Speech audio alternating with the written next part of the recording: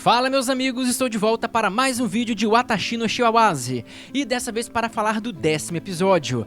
E é a partir de agora que vocês vão começar a não gostar tanto de mim mais, porque eu vou te dizer que nesse episódio teve algumas coisas que não me agradaram tanto. E isso não quer dizer que eu não gostei do episódio e também não quer dizer que eu não gosto do anime, óbvio.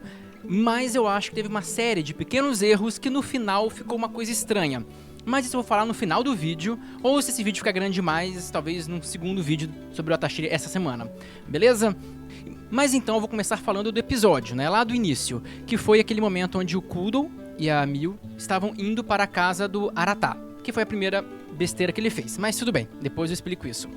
E aqui já tem uma diferença grande do mangá pro anime, porque, como eu falei até no vídeo passado, no mangá a Miu desmaiou naquele momento que o Kudo fala umas coisas pra ela, e o Kudo deixa ela dormir e no dia seguinte que eles vão pra casa do Arata, né? E no anime não, foi direto. E o problema disso é que ela passou grande parte do tempo desmaiada no carro. E o mangá mostrou melhor o que eles estavam pensando na hora. Porque a Miu tava o tempo inteiro pensando que ela cometeu um erro, não ter falado com ele, ela tava se sentindo culpada e o Kudo também tava se sentindo culpado. Então eles deram mais ênfase pra isso no mangá. Não quer dizer que no anime não falaram nada disso, mas no mangá a ênfase foi maior. Tanto que tem uma hora que a Miu fala assim, que o Kudo continua muito gentil com ela, mas que eles não se olham mais nos olhos, né? Coisas assim que foram legais. Eu preferia que tivesse aumentado essa cena e colocado ela acordada. Não tinha por que deixar ela desmaiada daquele jeito, não. E também, outra diferença pro mangá é que o Kudo, ele não vai direto pra casa do Arata. Ele foi um pouco mais esperto, ele foi pro trabalho, pra empresa Tsuruki, né, que eu acho que é o nome falso do Arata. Eu tenho um problema de lembrar nomes às vezes. Mas ele vai pra empresa lá, pra aquele lugar onde ficavam os Tsurukis, e lá ele encontra o Arata, e o Arata fala, olha, a gente tem muita coisa que conversar, vem comigo. E aí sim que o Arata leva eles lá pra casa dos Usopp, né? Então no mangá ele foi guiado até a casa dos Usopp. Ele não foi pra armadilha tão com tanta ênfase, tão tipo espontaneamente assim, sabe? E aí quando ele chega lá, também vale ressaltar que no mangá não dá ênfase pra nenhuma cerejeira que tinha no anime. A única referência que eu lembro, pelo menos, da cerejeira no mangá é quando o Kudo, depois que ele perde o duelo, que ele tá no lado de fora e tem um monte de pétala ao redor dele. Vai ter essa imagem, acho, em algum canto por aqui. E nesse momento, dá pra entender, tipo assim, fica subentendido que aquilo é a cerejeira, né? Mas quando ele chega lá, não mostraram nada disso não. Mas no anime, quando ele chega, logo aparece o Arata, e ele revela que ele não é Tsuruki, coisa nenhuma, que aquilo é só uma fachada, e que na verdade ele é um Usopp, e aquela lá é a casa dos Usobas. E também o Kudo já fala assim, olha, você deve saber por que a gente tá aqui, né? Você que é Usopp, você sabe. Ele falou, imagino que sim, né? Pelos pesadelos da Miu. E aí o Kudo fala que sim, fala que é isso mesmo. E aí o Arata revela uma outra coisa interessante, revela que a Miu tem poderes. E aí ela acha estranho e fala, mas eu fiz o teste da visão espiritual e não deu nada, eu não tenho visão espiritual, portanto eu não tenho poderes. Que meio que a visão espiritual é a base dos poderes nesse mundo. Só que o Arata falou que os Usobas não costumam, ou pelo menos nem sempre, têm a visão espiritual. E, de qualquer forma, com ou sem visão espiritual, eles ainda assim têm poderes. E é o caso dela. Então ele revela o que quase todo mundo já imaginava, que era o fato de que ela tem poder sim. E é nesse momento que aparece também o avô dela. É o pai da mãe da Miu. Aparece lá, se identifica como chefe da família Usopp.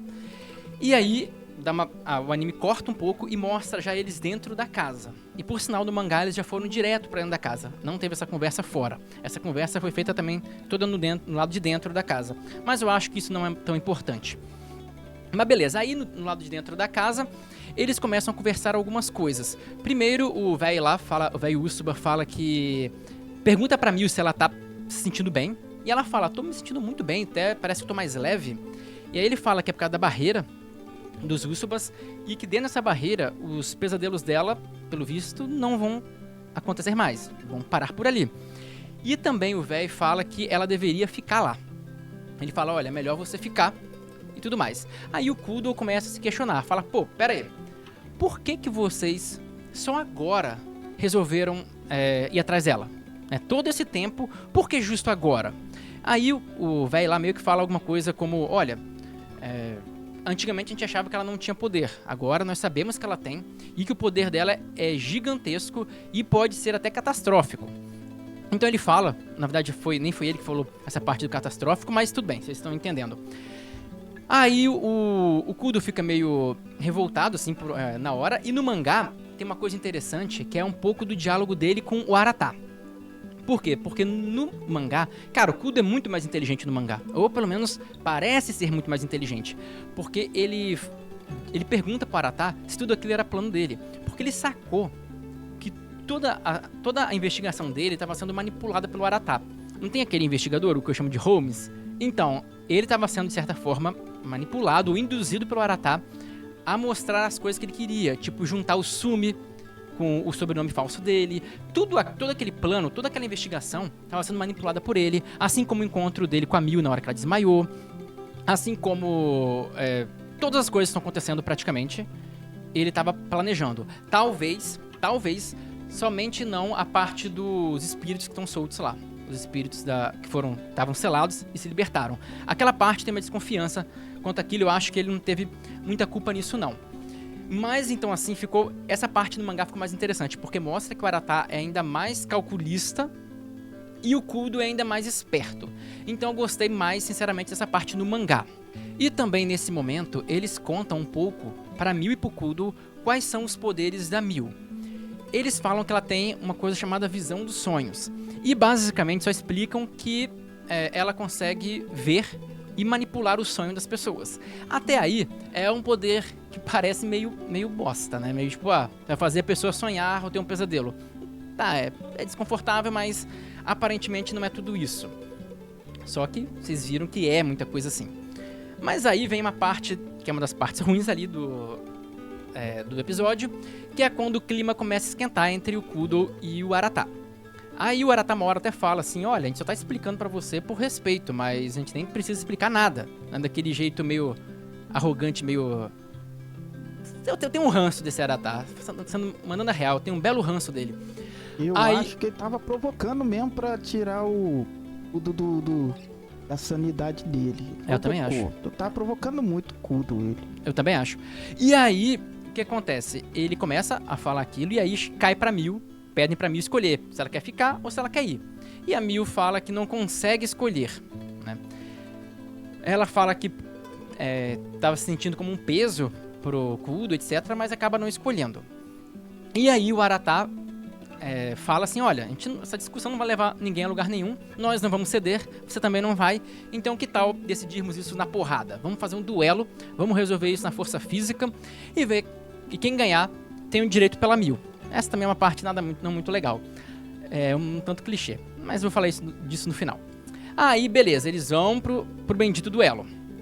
Aí, beleza, eles chegam lá, vão duelar e começa a luta.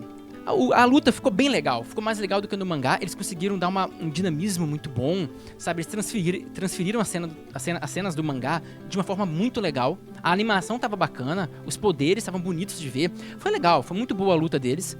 E aí eles vão lá pra luta. E como vocês viram na luta, o Arata, ele tem poder de ilusão. Que na verdade nem é bem uma ilusão. Porque se você for definir bem o conceito de ilusão, ilusão seria você entrar na mente do cara, alterar os hormônios cerebrais lá para ele ter uma alucinação, uma ilusão. Aquilo é meio que um holograma material que pode até atirar nele, né? É tipo os Kagebushi do Naruto lá que dá porrada. Ele falou tipo o Kagebushi do Naruto, né? Mas aí ele começa a usar aqueles clones e o Kudo mostra que é realmente poderoso pra caramba, sai destruindo um monte de clone. E na porrada ele se mostra bem mais poderoso do que o Arata, né? Tanto que ele mata 2 clones ali que estavam lutando com ele. E até fala que é bem lento. Mas quando juntou aquele monte de clone, né, começou a dar um trabalhozinho, mas até aí tava levando tudo na maior. O grande problema foi que quando ele foi atacar, o Arata, que não é besta, ele fez um clone da Mil, sabendo que ele não ia atacar. Aí ele hesitou e ele deu um tiro por entre o clone. E aí acertou ele e o resultado foi que o Kudo perdeu a batalha. E aí depois que ele perde a batalha, ele é expulso da barreira, né, tipo um teletransportezinho lá do Arata, e deixou ele do lado de fora. E a Miu lá desesperada, que perdeu agora teoricamente, perdeu o marido, e que ele tava ferido, que ela não vai poder fazer muita coisa, não vai poder cuidar dele. Então deve ter sido um baque danado pra ela. E também, pessoal, uma outra coisa interessante da luta foi uma explicação que o Arata deu, e que essa explicação foi bem melhor no anime. Que foi o seguinte, sobre o poder dos Usubas. Tipo, ele fala que os Usubas muitas vezes não têm a visão espiritual, e que o poder deles não é muito útil contra aqueles espíritos ou seres sobrenaturais. O poder dos Usubas é completamente focado em vencer pessoas, humanos com poderes sobrenaturais. Então é como se fosse um ciclo assim. As criaturas sobrenaturais vencem os Usubas. Os Usubas tendem a vencer as pessoas com poderes sobrenaturais. E as pessoas com poderes sobrenaturais tendem a vencer as criaturas com poderes sobrenaturais. É como se fosse um equilíbrio.